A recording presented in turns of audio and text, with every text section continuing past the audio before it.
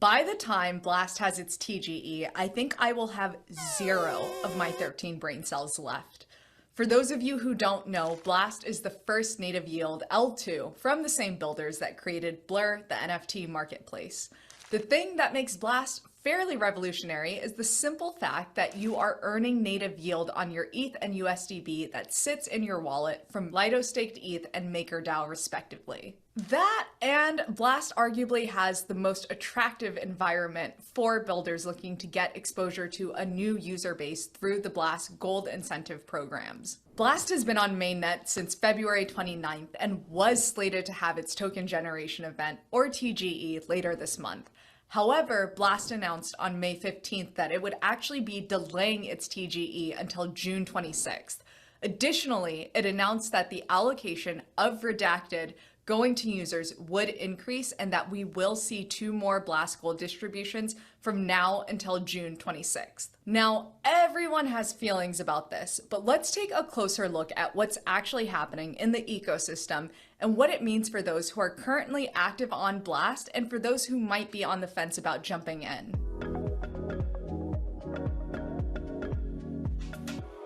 Now, personally for me, I'm bullish. I acknowledge the fact that, I may have some bag bias as someone who has pretty much spent every waking moment since late February in the Blast trenches.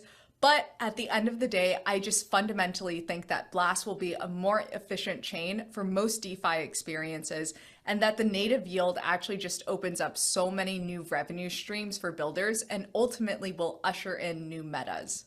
So zooming out, yes, there will be dilution as there is more gold that's being distributed than anyone initially anticipated, but the actual allocation amount of the Blast token going to users is being increased to make up for that. Pac-Man also announced that the delay for the Blast TGE was basically caused by a need for more time on the engineering front. This to me signals that we should expect something either day 1 or shortly after TGE. Potentially some sort of product or ecosystem announcement. At least that's what I have up in my brain. Whether that's staking or a new dApp that gives this token that's launching some sort of new utility, like who knows? Could Pac-Man potentially be launching the institution-grade perps platform he's been teasing about since November 2023?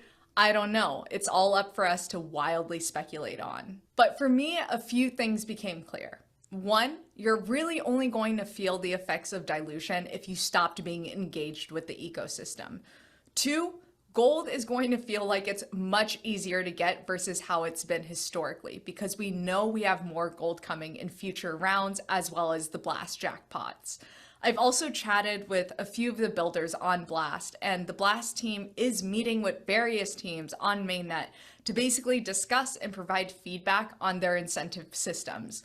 So I think we're going to also start to see basically more platforms really start to drill in on how exactly they're going to reward gold. And number 3, while it may seem like Blast is oversaturated on the timeline, again, to me, on-chain data continues to paint a different story. And now with all of that said, here is part 1 of the study assignment for this video. I want you guys to give me your honest take on Blast and or share how your experience on Blast has been thus far. So moving on, NFT stats prediction for Blast Gold has gone down from $10.68 per gold bar to $6. Obviously, as we're seeing this stuff come out on the timeline, people are not thrilled. But I think as we continue to speculate wildly for the next month, it's important for us to separate social signaling versus what's actually happening on chain and what the data says. And I figured no better person to break this down with and look at stats with than NFT Stats himself. Well, Sam, thank you for joining me on a Saturday. Appreciate you making the time away from the kiddos. How are you? What is up, Jen? Always good to talk to you. You're killing yeah. it. So I'm honored to be on this in this moment. Well, I'm excited to have you here. So obviously in the last couple of days, there was some pretty big news from Blast, mainly this TGE being delayed by a month. I wanted to get your read on it and get your take on it. How are you feeling overall?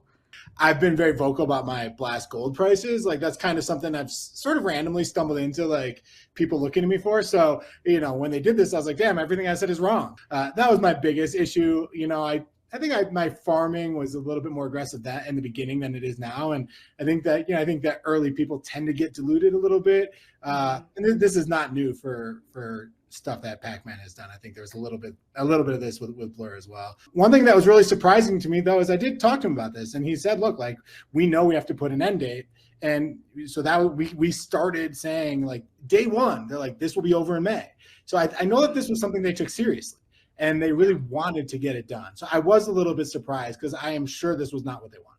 Yeah, well, so it's interesting because you were talking about how, you were quote unquote wrong, but I think had there not been a delay and had there not been another Blast Gold distribution, I think you were right on the money. Correct me if I'm wrong. The estimate basically is based off of like what the FDV is going to be at launch, how much allocation of whatever this redacted token is going to gold, and then how much gold there is in terms of total supply. Like those are the three factors, right? Yeah, and because they publish a doc every time they release gold, you know exactly how much is out there. So it's a little bit easier to do. And for people listening who don't know what FDV means, that is valuation. So it's basically what's the valuation of the token when it launches, how much of that token is going to go to gold holders, and how much gold is there. And from there, you can back into like a price. Yeah, so you came out with this new estimate from, I think, $10.68 down to $6. Can you like quickly walk us through like the math to get here for the folks who aren't fully aware? Sure. And it's confusing, but I'll do my best. So the biggest thing is how much gold is out there. And this is the part that, they said they're going to give more token to holders as a result. What do they mean by that? So, there's 100% is the total token. And the way that they generally do this is that first bit that gets released when the token launches, with Blur, they only gave 12%. In that first month, only 12% of the total token outstanding was given to Blur farmers. That was my prediction for Blast, that they'd give 12% of the total token, not outstanding, the total token that existed. I thought they'd give 12% to Blast farmers. I think now they're probably gonna give 15%. How do I know? I don't. I have no idea. No one knows anything. But that is my guess. So they're giving more to people as a percentage of all that will be outstanding. So that's like the good thing. That would make the gold price go higher. The problem is that they're creating a ton more gold. Why are they creating a ton more gold? Well, there's just much more gold inflation now than there was in the beginning. In the beginning, like in March, they did a drop that had like 10 million gold. Then, 5 weeks later, they did another one that had 10 million gold. Well, now the drops have 15 million gold, and they say they're doing 2 over 4 weeks. And then the second piece is jackpot. Jackpot didn't exist in the beginning, and now it exists. And that's probably, emitting, I don't know, that one's hard to say, but maybe 6 to 8 million gold. So between the jackpot and the 2 more drops that they've committed to, that just means that all the gold that they created earlier is where it has a much smaller piece of the pie. So that was what really brought, that number from like 10 to 6. And then the other piece of it is, L2s have been a little bit weak. I said that my guess for the valuation for this was 12 billion, and I changed my guess to 10 billion, just a little bit lower, because if you look at Optimism's token price, if you look at Arbitrum's token price, like they've just gone down. They're down like 50% in the past 3 months. I think those are the easiest comparables.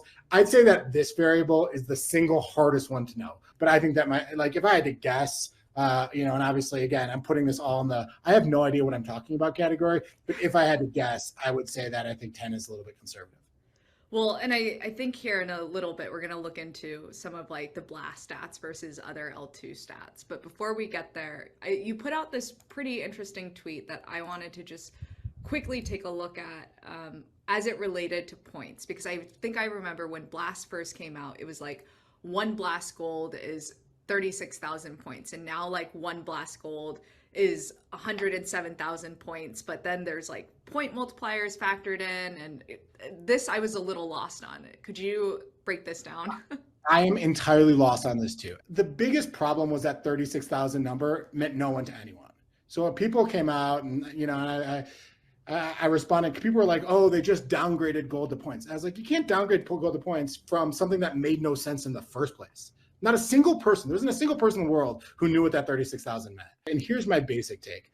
That 36,000 was released the day that gold was launched. And I think their goal with creating that was to be like, guys, you've got all these points. Well, gold's worth more. Go farm the shit Yeah, out of yeah, yeah. this. Go do these It's things. And because everyone's that like, that whoa. was like the big messaging was like gold is infinitely harder to earn. It's infinitely more valuable than points. That was like all of the Exactly. marketing messaging around it. You're spot on. So they put that number in there to convey that to people, but then they never changed that number as multipliers came in. They never Yeah, changed that yeah, number yeah. as inflation came in. So I think what they had to do is they had to update that number in a way that like made it make some degree of sense. And I Yeah. think what that new number is basically they're saying if you get to the 24x multiplier, if you get to that multiplier, how much will each gold be worth then? Like if you have a 12x multiplier, which I'd say most people probably have, 1,000,000 points, according to my estimates, would be worth $112. If you have a 14x multiplier, that means you have more points. So those more points are going to be worth less per points because you got more points now. That doesn't mean you made a mistake. I had some people be like, oh, I should have never done the multiply. I'm like, no, because now you have more points. So they have to be worth less because it's not like money just appears out of thin air. Although sometimes people think that does. I mean, I mean, I know exactly, but yeah. So if you have a 14x multiplier, then 1,000,000 points would be worth $96. So but you that have was more kind of where I points. landed. I'm Yeah. self-conscious that no one listening has any idea what I'm talking about, but I mean, I don't think anyone listening has any idea what anything is happening. You know what I mean? Like that's kind of yeah, why I was like I just felt like I needed to get on the phone with you because I was reading this and I was like I like to think I'm smart, but I am so fucking lost and so I know I I, can't be the only one who's like lost I on like I this. was literally going crazy reading.